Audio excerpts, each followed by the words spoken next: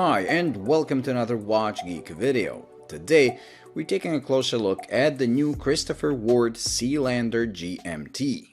Now Christopher Ward was one of the first brands to do online only type of watch business, and although they used to be considered a micro brand, I think they have grown out of that term. I also have a huge respect for them because of the way they do things. Instead of taking the easy route of making homages to popular models, like Steinhardt for example, they went the harder but more respected route of creating their own style. That risk paid off as they developed a design DNA which makes them recognizable and well respected in the watch community. When super compressor style became hot, everyone jumped on the bandwagon and made super compressor styled watches that had the look but used the classical modern case construction. I actually featured a lot of these watches on my channel over the years. Christopher Ward, on the other hand, made an actual super compressor watch, using the original case construction from the 70s. If that isn't enough proof they're the real deal, then how about the fact they developed and made an in-house movement, something most well-established brands that boast century-old traditions still haven't done. This model, especially in this color scheme, might look like it undermines what I'm saying, as it is clearly similar to Rolex Explorer 2 Polar. But when you take a closer look, you realize only the color scheme and the bezel are similar. Everything else is Christopher Ward through and through. From the recognizable case shape that slopes downwards at the lugs hugging the wrist perfectly, to the markers in handset, and all the way down to the beautiful trident counterweight of the seconds hand, it is unmistakably a Christopher Ward, and first one I ever handled in person. So what are my thoughts? I've been wearing this for a few weeks now, and I have to admit I love the thing.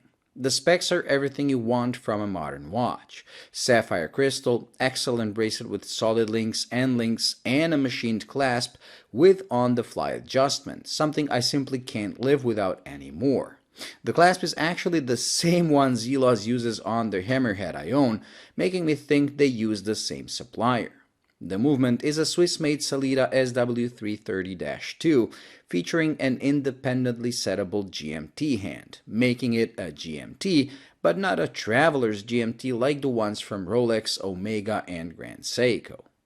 The difference is that on those watches, the hour hand is the one that's independently adjustable, meaning you don't have to stop the movement nor change the minutes when you travel to a different time zone, but rather just move the hours in 1 hour increments. On this, traveling to a different time zone will require you to manually move the time by 1 hour, moving the minutes as well, just like you would on a regular 3-hand watch. And the GMT hand is there to help you track the time zone you just left, or one of your choosing. Think of it as a GMT for people who stay at home and do business with someone in a different time zone, rather than those who travel to a different time zone to do business. Since I'm the former, I'm okay with it. I'm also okay with the comfort of this thing. With 39mm in diameter and 49.9 lug to lug, that's including the protruding end links, while the case itself has a lug to lug of just under 46, it fits my 6.7-inch wrist perfectly. And thanks to the already mentioned curved case design, as well as sloping end links, it follows the curvature of my wrist so perfectly I end up staring at it sitting on my wrist and just admiring the integration of case and bracelet. The all-brushed finish of the bracelet and case is also to my liking, as it handles scratches better than a polished one would. But then, to stop things from getting dull, you have these facets that are polished. All the brushing and polishing is done really well, and all the surfaces have sharp transitions between them, making the watch look spectacular even under macro. The milky white dial that looks like porcelain, combined with applied markers and large hands that all have a combination of brushed and polished surfaces, is not only very legible but also catches the light in a very cool way. The finishing on the dial is almost as good as the one on the case, but under extreme macro you can see some uneven edges and dust particles. Mind you, these are not only invisible to the naked eye, but also under regular close-ups. Only when I get down to an extreme level do they show up. So overall, the finish is really good. Now to the negatives, or should I say my pet peeves, as I always have them, especially when I like the watch as much as I like this one. The orange inscription. I'm a fan of orange and love what they have done with the GMT hand, as well as the little dots behind the hour markers. The orange inscription is also a nice touch, but in my opinion they should have made the GMT part orange rather than water resistance, as you want the color of the text describing the additional complication to match the actual hand used for it.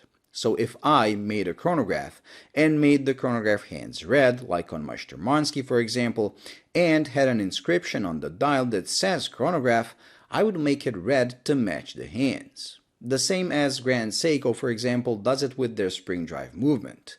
If you have spring drive as the defining complication of the watch and make the seconds hand blue, as it is the one showing the glide of the spring drive, you want to make the spring drive inscription blue to match it.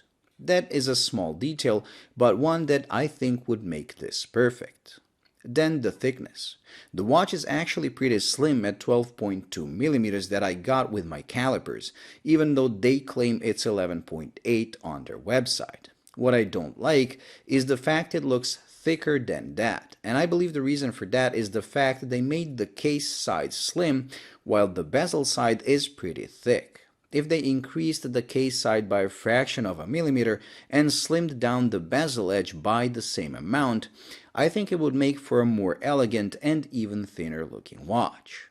Don't get me wrong, I still love everything about this thing, and at just a shy over $1,000, it's a great value for a mechanical GMT watch, especially considering the build and finish quality. But because I like it that much, I dig into these little details and imagine how perfect it would be if it had those changes done as well. Maybe I'm wrong, but do let me know in the comments if you agree or disagree with my opinion. Well, thank you for watching. I hope you enjoyed and found it useful. If you did, please like and subscribe, and until the next video, bye.